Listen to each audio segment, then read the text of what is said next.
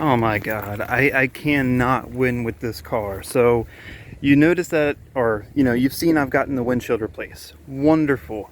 At the time I thought the technician was, I thought he was going to be all right, didn't have to worry about him. I left, and well, this is the first time I looked at the car since it's gotten the windshield installed. I noticed this panel has not been installed right, and it's scratched here.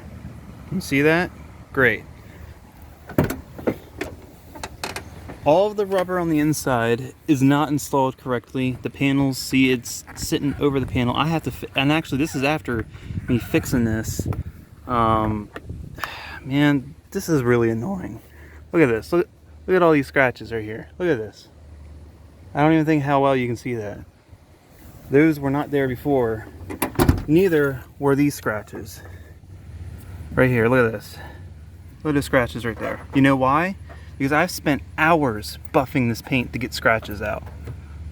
Those weren't there. These definitely look fresh. Look at those. Look how bright those are. I can't believe this.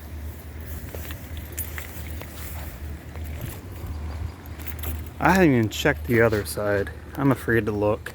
Oh, no. Look at that. Scratch there. Let's see.